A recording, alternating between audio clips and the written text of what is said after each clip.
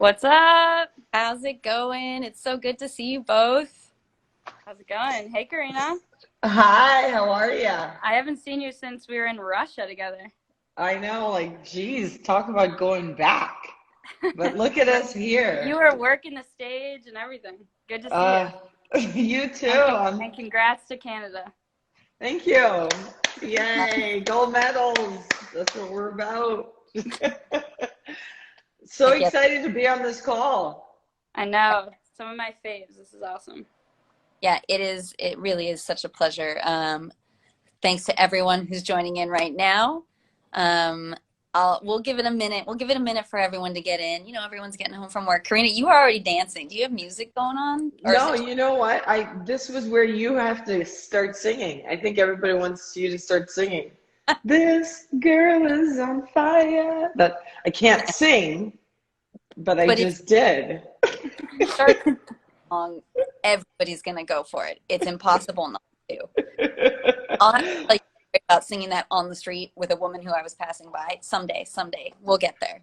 Um, Listen, I'm always for singing. I don't have the voice, but let's just tune it in. Let's do it. it's all about enthusiasm. Well, amazing. Thank you for being here. Thank you to everyone who is joining us right now as we have this conversation about the importance of equity in the workplace in honor of National Women's Equality Day, which is today. Um, in case you haven't been tuning in, Angel City is doing a series of these conversations in partnership with Birdies. Every month, we have a conversation about a topic that is intended to help women and really all people to rise up both personally and professionally. Each conversation features a representative of Angel City and then a very special guest or guests. They take place here on IG Live or on Twitter Spaces. So I have to say this, if you're not already following us on Twitter, please do that. So without further ado, I am truly honored to introduce two exceptional women who are working in the field of sports. The first is Lilli Barrett-O'Keefe, with whom I've had the pleasure of working with. She's the director of Common Goal USA. I've had the honor of collaborating with her on the Anti-Racist Project. She's had an incredible career driving social impact through football, including putting together the Play Proud initiative while at Street Football World. And perhaps most importantly, and this is something I didn't know about you, Lilly, you were a forward on the Pomona Pitzer soccer team right here in Southern California, where you made the SCIAC all-academic team. So in addition to changing the world, you also scored a lot of goals. So thank you. Then, of course, we have the incomparable Karina Leblanc, head of women's football at CONCACAF. And Karina, I can't imagine anybody doesn't know your background, but just in very, very abbreviated fashion that does not do it justice. Karina is the former goalkeeper for Canada women's national team, two-time Olympian, and a tireless champion for equity through football, both in the CONCACAF region and beyond, and including most recently, I see you're wearing the shirt, the launch of the We Belong initiative, which we will definitely be talking about. So thank you. Thank you both for being here. It's such an honor. Um, I want to zoom out just a little bit because we're talking about workplace equity on a date that commemorates the ratification of the 19th Amendment. Why? Why are we doing that, right? And it's really because voting was just one step, right, in this process. And 101 years later, there's still work to do. And there's work to do for equity, for equality, not just for women, but for all sorts of people. And so let's start with both of you. And Lilly, I'll go to you first, but just to give us the background, because sport is still an industry in which women are the minority. So talk to us about how you got where you are. What's been your career journey? I'm glad you started with me first, so you didn't put me to shame after Karina. And thanks for making a little bit of note about my short soccer career. Really happy to go before Karina and not put myself into further embarrassment. But thank you, Angel City fam, and for having me. I've been working in the soccer and social impact space for nearly a decade now, so using soccer as a community organizing tool with day laborers, with women who are incarcerated, with the houseless population abroad and domestically. And I, as you mentioned, I played soccer in college, and I decided I was on the route to play D1, and I sort of shifted into the D3 route, and I was wondering why I was so attracted to the game, and it was very much because of the community. And so my career path, I sort of started noticing that so many people around me were excluded from the game and were sidelined, you know, I was on a track to be playing with a lot of folks that grew up in suburbia, had the funding to play, and were able to participate in the sport. And so my track, once I was in college, and as you mentioned at Pitzer and Pomona, right outside LA, I started noticing all the different communities that were marginalized from the sport and all the different ways that sport and soccer specifically can be used as a tool, a hook, a medium for social change. So moved from LA over to New York, and from there have been working on how to make soccer more equitable and equal, and then from the grassroots game to the professional game. So as you know, I've been with Common Goal now for a long time, and I hope everyone here checks out Common Goal. It's an incredible social movement to get, as all of us know, soccer is a $50 billion industry, and so many people cannot afford to play it, especially in the US. And so how can we take those $50 billion and ensure that it's channeled down to the grassroots? And so that's what I've been putting my heart and soul into it. I've worked at the private and the public sector. I've worked for various leagues, and now I'm really committed to, you know, working with Common Goal and ensuring that people are no longer sidelined from the game that we should all deserve to play. So yeah, that's where I'm at. I'm pretty committed to making sure that everyone can play and everyone has a place on the field, on the sideline, in the stands, in the boardroom, you name it. And yeah, super grateful for Angel City FC and to be part of this conversation. So let's hear about Karina and her amazing work. That's enough of me. But no, really fortunate. And it's people and players like Karina and teams like Angel City FC that are ensuring that people in their backyards have access to play. And that's what it's all about. So appreciate you both and the institutions that you work with, because you're the people that are making the change.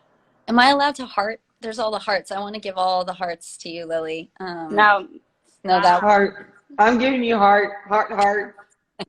That's the old. I don't know how to work this thing, so we can just go like hearts. Because that's just, it's remarkable, because we're having a conversation about workplace equity, but it's also what you've chosen to make your job is driving that. And that's amazing. And I know, Karina, that's also a piece of what you do, especially in this region and with women's football. There's so much work to do. So tell us how you ended up the head of women's football for CONCACAF. I am? So my story is I grew up the shyest kid in the world. Nobody ever believes this. I grew up in the Caribbean. I know! It's true. And I grew up this little girl kind of lost in the world. I moved to Canada when I was 8. I was bullied. It was everything. I didn't fit in. I was the only black kid in my school. And I remember being invited to a sleepover. And I was like, oh my gosh, I made my first friends. And the next day they were going to play soccer. And that changed my life. You know, I remember being all of a sudden surrounded by girls who kind of thought like me. And they were like kind of, hey, let's go play. All the things that the sports teaches you. And I went from the shyest kid to the loudest kid. Oh my God, my sister's just tuning in. Hi, Sharma. She's telling the truth. See. And I went like to the loudest kid, where I remember them being like, what do you want to be when you grow up? I'm like, I want to be an Olympian. And they told the world. And I think it was one of those things. I went on, as you said, to play in 5 World Cups and 2 Olympics. Had the honor of winning a medal for my country, and I'm doing it at the shutout because I'm seeing some Canadian flags on there. But most importantly, the sport changed my life. It made me feel like I mattered, like I had a voice, that it was for something. And I think everybody, and this is what's so exciting about what Angel City's doing, is that it's creating this conversation where people are like, you know what, yes, this sport has changed my life. You know, Lilly, you were a forward. I would have hated playing against you because I wouldn't let you score any goals. But it changes the landscape. And I remember retiring, and it's the conversation that all athletes have of, it's almost like the first death is like, you're done. For 18 years, this was my identity, and who am I now? And I wanted to connect my passion and my purpose. And CONCACAF created this position where I was appointed as head of women's football. And now CONCACAF, for those of you who don't know, it's 41 countries. Hi, Lori. You know, I'm seeing all my girls on here. 41 different countries, North America, Central America, and all the Caribbean countries. And it was like, I was that Caribbean girl who didn't think I mattered. And then I got access and opportunity.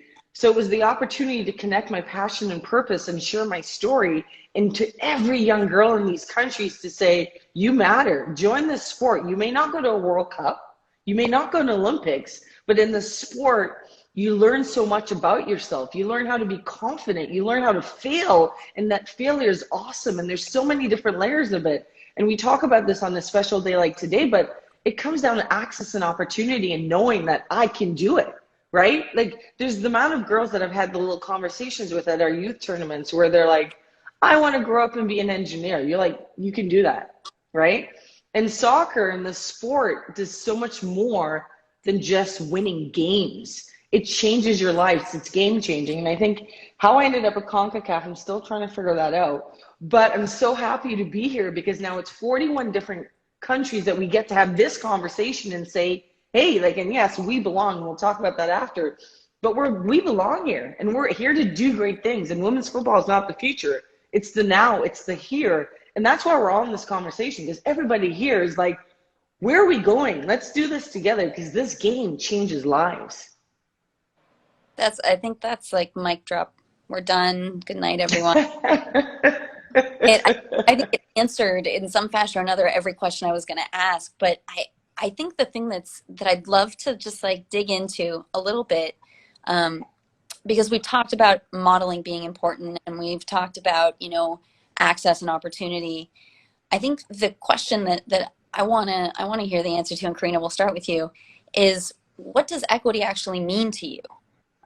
Because, you know, Women's Equality Day, that was a step for women, but it wasn't necessarily a step for all women, right?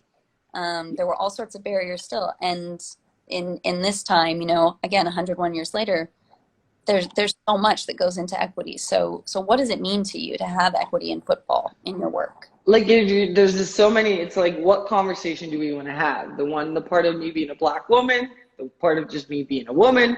You know, I remember growing up and my father always said to my sister and I, you know, never let the fact that you're a Black woman be two strikes against you, you know? And it was a powerful thing for him to say because, you know, when we talk about equity and equality, even in the game, and this is why I love my job because, you know, it's 41 different countries with 41 different realities. But it's like me walking into a room and I remember just being that young kid and I'm like, I know they're looking at me. So what do I want? What's the story I want them to tell? And what do I want them to know about me? And I think if anybody knows me, it's like, whoa, you're a lot of energy. Whoa. No, I just feel like as women on this earth, we have a purpose. We have something we're meant to do on this earth. And whether it's breaking glass ceilings or talking maybe to one young kid or whatever it is, it's telling our story and owning our story and paving the way for the next generation to come. You know, and I think that's why I miss playing sports, and this is why these conversations are fantastic, is because I miss being with that like-minded group of women who are like, I don't care what you say about us, we're going forward. And for me, in my job, it's creating the access and opportunity for all. You know, we just relaunched our whole ecosystem and it's doubling the amount of games, 118% increase. But most importantly, it's allowing home games in some of our countries. Now, in North America, we're used to that. But imagine a young girl in one of our smaller countries getting to play at home. I remember that. I remember what it was like to play in front of my family and friends. It started with 5.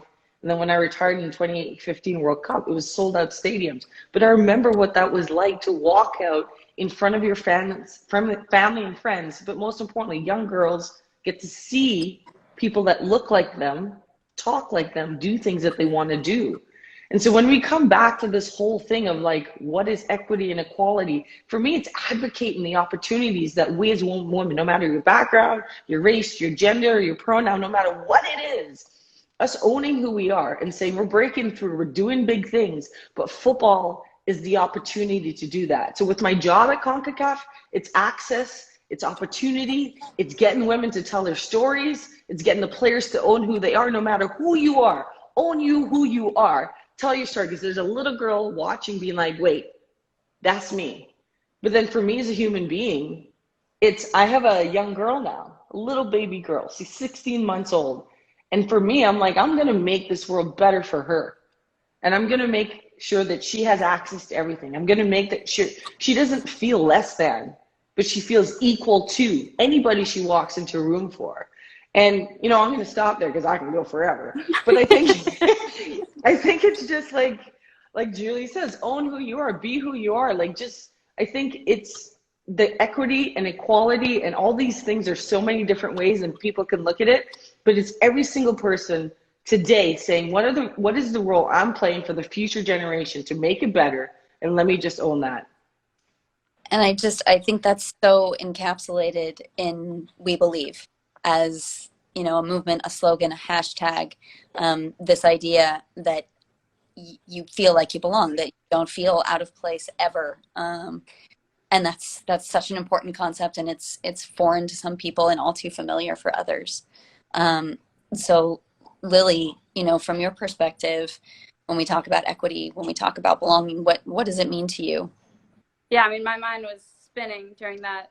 Thank you for that, Karina. I think, like, and I'm sure we've all seen those different, like, memes and graphics of what the difference of equality and equity is. And so, and I think it's important. And as much as we see it, like, equity are putting in systems and additional assistance for people to have equal access to opportunities. So, like, many people say, okay, we're giving out internships that are equal access to all. But are these paid internships? Are you providing transportation? Do people need additional assistance? Are you providing your internships on a sliding scale? And you see the same thing with scholarships at the youth level. So, okay, we're providing scholarships, but are you helping with nutrition, with transportation, with cultural training at the league? So it's very easy to say we belong, but are systems in place and are our policies in place to actually support these kids once they get there? And exactly what you're saying, Karina, I want every girl, boy, non-binary folks, transgender folks to feel that they belong. And I feel that a lot of the workplace and our grassroots entities don't actually have the infrastructure there to support them. And so when you ask about equality and equity, I think equity is what we all need to be striving for. And that's not, you know, and everyone should Google right now, like, what all of those different things. It's, if you're standing at a fence, there might be different levels of the ladder to be able to see those fences. If you're trying to pick the apples or whatever,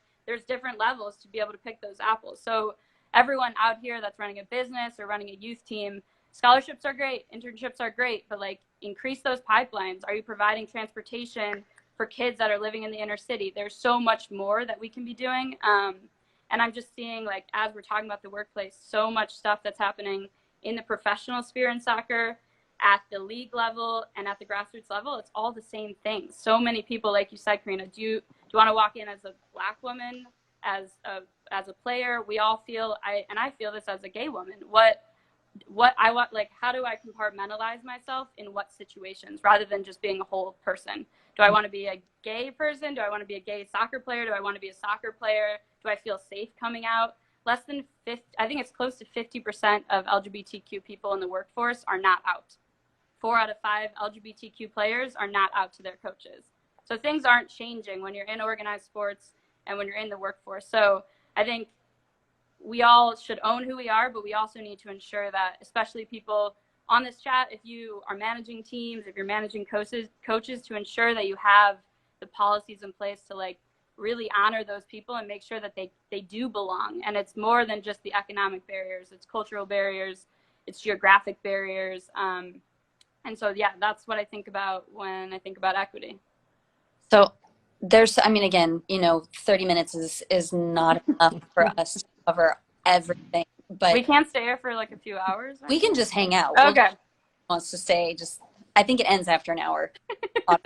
But I think that this really powerful thing, this common thread that I'm hearing across both of what you're saying is, you know, that beyond a need for equity because it's the right thing to do, because it's the human thing to do, there's a real benefit in having different voices in the room, right? So part of equity is diversity.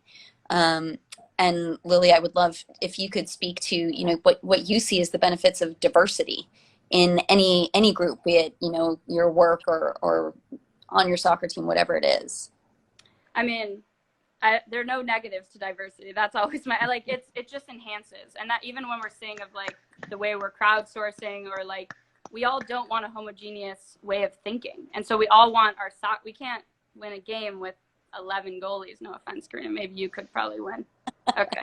We maybe could win a game with 11 strikers. But we need diversity. We need diversity of lived experience, of backgrounds, of race, of gender, of religion. We need it. Like, that's how we are going to have a diversity of thought, and we're going to push things forward. So if we're governed and we're run and we're operating as one single entity with one, we're not going to be expanding our way of thinking. We're not going to be able to move forward. So there's just no other way to progressing things unless we have a diversity of thought and connection and background. Absolutely. I mean, it's exactly what you said, Karina. It's 41 countries, 41 different realities. And if you don't, I mean, I'll let you speak to it, but it seems to me, if you don't have some representation, if you don't have those voices at the table, there's no way that you can attend to those needs, and there's no way that you can actually collaborate. No, I mean, I think you're dead on. I mean, I if I'm being authentic and real, I remember when I first took this job. Here I am, I have 18 years playing experience, and then I was post-retirement a couple of years, and I was going around doing speaking events. And I remember I asked a couple CEOs, can I just sit in a room with you and watch and learn from you? And I remember sitting there being like, but why? But why? And I remember they're like, why? What do you mean, why?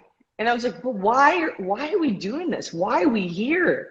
Because I remember the most successful team I was on, and it was a team that got to see our flag rise, and I cried the ugliest tears in the world. And I remember, I wish somebody had said, like, when you win an Olympic medal, cry gracefully, because there's a life-size poster of me in my hometown. And I'm like, but I remember Googling that on the side. I need to see that. Don't. I hope it's not on there. But I remember sitting there, and it was like the journey that we'd been through with all these different types of women, right? Mm-hmm. And we all learned to own who we are, lead in the way that we were, and move forward together, inspired in something bigger than ourselves. My first Olympics, went to win a medal, didn't. Next Olympics, went to inspire that next generation. And when all of us, diverse minds, diverse people, diverse backgrounds, everybody who'd been cut, but we're like, you know what? We're connected on something bigger than ourselves. We were able to achieve what other people hadn't done before. And so I brought this into the boardroom, and I was like, kind of like, oh, well, what do I know, right? But then when you learn and you are welcomed into an area to say, own your voice, be who you are, take your journey and your story and be bold with it, be brave with it. Then all of a sudden, when I started to speak up, I realized that diversity was so important. That voice of a woman was so important. And I think it's all of us on this call. We all have a journey in life. We all have a walk, right? We all have been through something. And that something has made us who we are. And that allows us to step into a room, step into a conversation, step into whatever we are in, and say, you know what, my voice matters. I belong here, and let's move forward with this together. Because for me, I'm not going to lie, sometimes I've been the only person of color in a conversation, or the only woman. I'm like, which hat am I going to wear, right? But when you can step into a place, and this is why I love my job at CONCACAF, because I'm stepping into a room where, a lot of our countries, our Caribbean countries, are people of color. And then we have a Spanish influence, and then we have North America. It is diversity. And how do you connect everybody together and be like, okay, this is where we're going? But when you start listening to all these voices, you learn that everybody matters and everybody's stories matters. And if you can bring that together, watch out.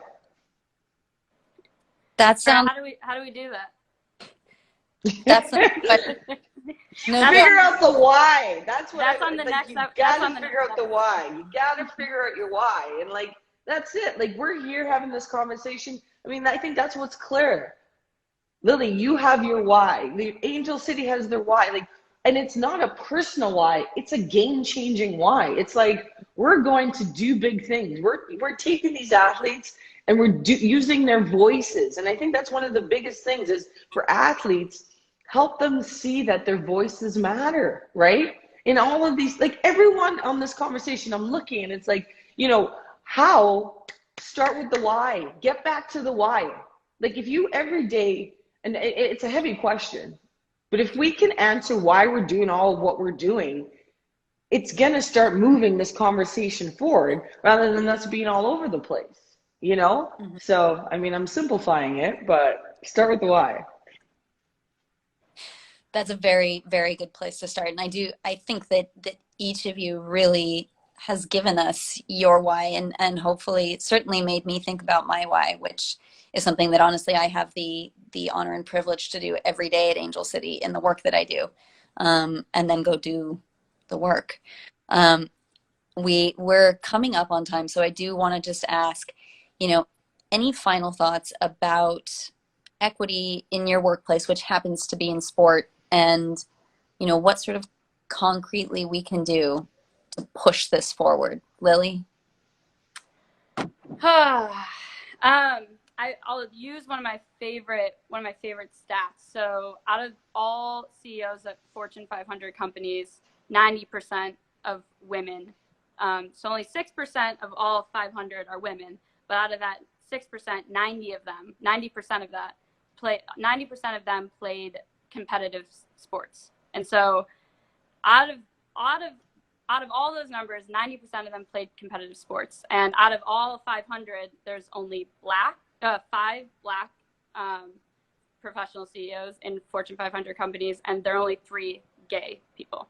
And so how can we ensure that those increases? And also we're seeing that out of all of the 500 CEOs, 96% of them also played professional of some sort of competitive sports. So we're seeing the benefits directly from playing competitive sports to going into the workplace. And so how can we ensure that we diversify the grassroots game? So we're already seeing the benefits, as you said, Karina. You were a shy kid, and then you all of a sudden, you're out here dropping mics all night with us. So how can we make sure that when we're having this conversation in, 10 years time, that there's not only 6% and there's not only 5 black Fortune 500 CEOs, and they're not only 3 LGBTQ represented CEOs. And so I think for me, like in my why and my how is all like centered on the grassroots, because I think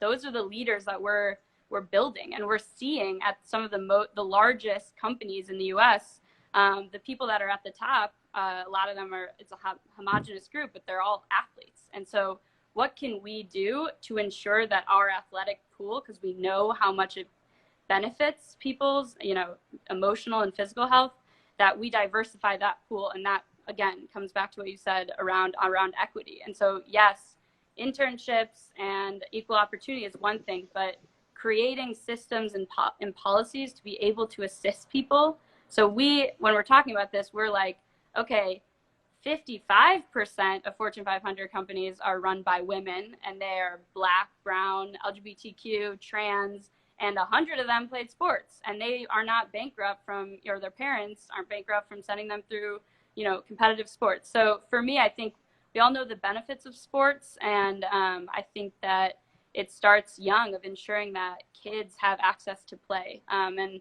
I'm sure you see that, Karina, and like all the work you're doing in the Caribbean, like people aren't priced out of the game abroad. And so, the age-old question is, why doesn't soccer in America look like America? And why doesn't, our boardrooms, our executive groups look like America? And that's what we need to reflect on. And then we need to create these policies and assistance to be able to support those needs. So that's my input, but I think it starts young, and just ensuring that kids, again, like, as you know, with Play Proud and the Anti-Racist Project through Common Goal, it's all around behavior change, around language, around mentorship, coaching.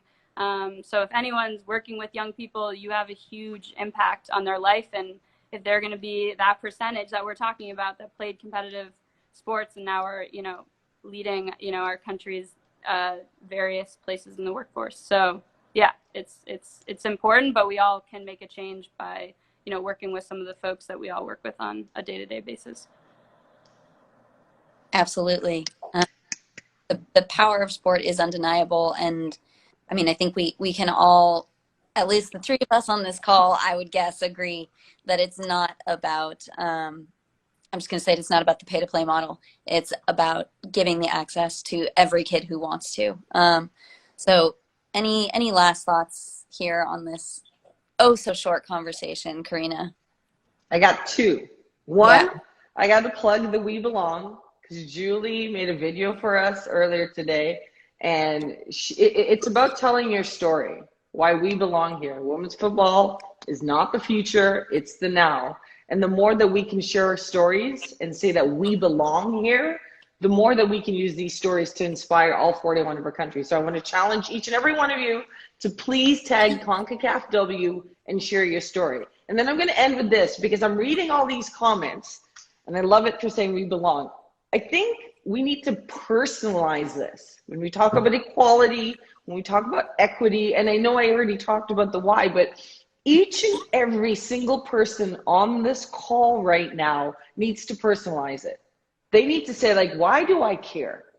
Right? And who, like, it doesn't matter if your platform is 1 million or 2. What difference can you make in the next, the day's almost over, but the next 48 hours of your life, whether it's for your sister, your daughter, your young girl, your mother, what effort can you make? What uncomfortable conversation can you have now? What can you do in this next 48 hours to make sure that you say, I did something to help this conversation?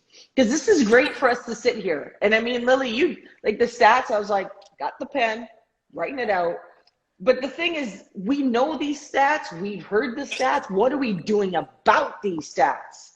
And I think each and every person on this call right now needs to be like, you know what, let me not just be like, ooh, great conversation, hang out and walk away. Let me pause and think, what's the one action step I can make right now to make it better? So that, like you said, in 55%, we can have that stat. And it's not the minority, but it's the majority. And we can all own ourselves in this conversation, because I think I'm looking and everyone's like, yes, I belong, we belong, I love it. And Franksky, thanks for putting Y in my head, because I'm singing it as I'm writing this. But let's take ownership of this. This is the time, you know, and people are listening. And I applaud Angel City for everything you do, because I'm inspired. I'm inspired as a former player. I'm inspired for my daughter. I'm inspired for my nephew. I'm inspired because no longer is it like that next generation is going to be like, what was wrong with you guys? Like, come on. But it's like us each taking the action steps. I'm challenging everybody for the next 48 hours to do something. Do the We Belong video, tag us. But most importantly, you guys like that? Most importantly, join in this conversation. And don't just join and do the happy faces. Do an action step so that that next generation does not have to be having the same conversations that we're having here tonight. That's the perfect way to end this. And to say that the amazing thing about this is everybody who's on this right now, you know, you have everybody else who's on this, who's in this with you. So as we each go out and make that commitment, as we each say why we belong, know that we got a posse. So thank you, Lilly and Karina, so much. It was an unbelievable pleasure. And thank you to everyone who joined. We will continue to have these conversations. We'll have another one, a Birdie's conversation in September. Stay tuned. Look at all our socials for details on that. And it's been such an honor. Thank you all. Have an amazing night, and we'll all talk soon. Thanks, everyone. See ya. Bye. Bye.